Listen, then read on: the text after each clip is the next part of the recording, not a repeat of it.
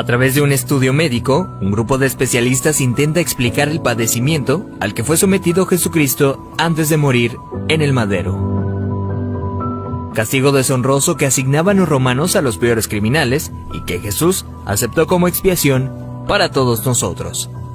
Con 33 años de edad, Jesús sufrió el castigo más cruel y abominable, ocasionándole una muerte lenta y extremadamente dolorosa, padeciendo al menos unas 18 horas.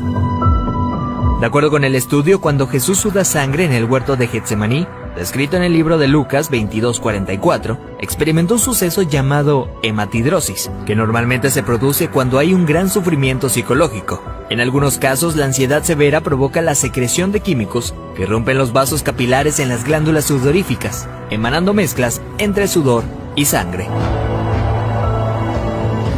La madrugada en la que Jesús fue arrestado, ya debilitado por lo que le habría sucedido en el huerto, fue llevado ante Sanedrín y Caifás, el sumo sacerdote. Fue golpeado por los soldados, quienes le pusieron una venda en los ojos para burlarse de él, le escupían y le abofeteaban. Para este entonces, a raíz de los golpes, ya su rostro empezaba a hacerse irreconocible debido a la hinchazón.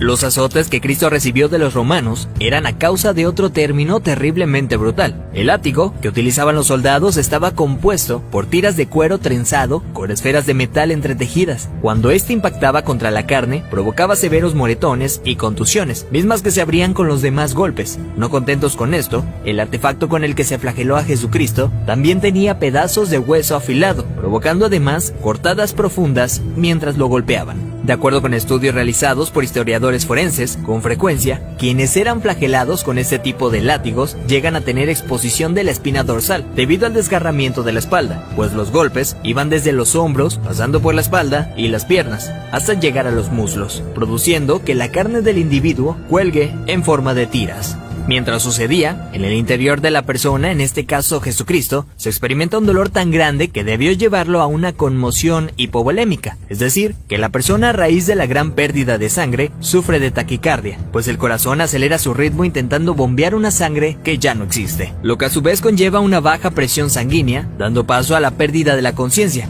Al mismo tiempo, los riñones dejan de producir orina para mantener el volumen restante. Las personas empiezan a sentir una sed intensa, como reacción del cuerpo para intentar reponer la sangre perdida.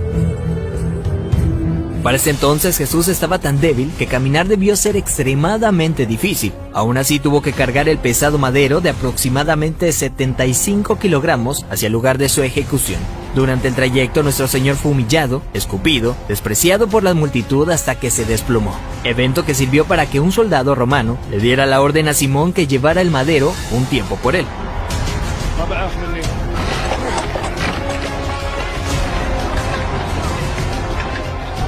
Luego de ello, Jesús dice tener sed y le dan un trago de vinagre.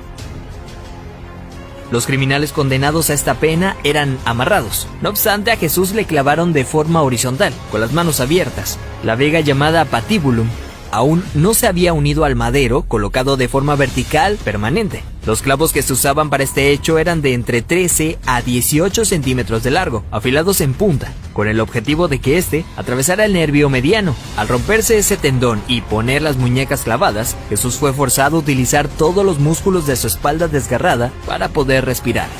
Ya colgado, casi sin poder respirar, al clavarle los pies en el madero, triturando los nervios de los pies, debió haber sufrido dislocación de los hombros, situación que se confirma en el Salmo 22:14, cuando dice: «Dislocados están todos mis huesos». Lo siguiente es una muerte lenta por asfixia.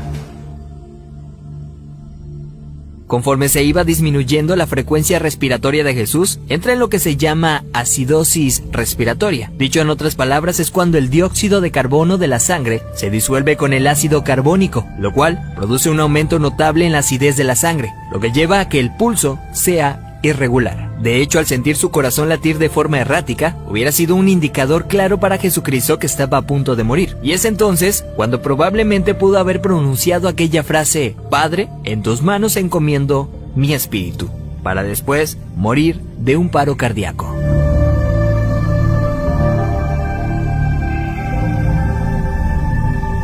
diferencia de otros crucificados, los huesos de Jesús no fueron quebrados. Esto lo hacían para evitar que las personas que pasaban por esto subieran las piernas hacia arriba y con estas se ayudaran para poder respirar. Así, la muerte era rápida en cuestión de unos minutos. Sin embargo, Jesús no pasó por esto, y se sabe porque en registros romanos, hallados años después, soldados describen el hecho, confirmando lo que ya estaba predicho en el Antiguo Testamento acerca del Mesías, donde se menciona que ningún hueso será quebrado. Salmos 34:20. Según dichos registros, un soldado romano clavó en Jesús una lanza en el costado derecho para confirmar su deceso. La lanza penetró el corazón, por tanto cuando sacó la lanza, del orificio salió un fluido claro como el agua, seguido de un gran volumen de sangre, tal como lo describe el apóstol Juan en su Evangelio, testigo presencial de los hechos. De acuerdo con la medicina, está más que evidenciado el sufrimiento que Jesús fue sometido siendo inocente. Esto es lo que sufrió el Hijo del Hombre para que tú y yo tengamos acceso al Padre y seamos perdonados. Veracidad News.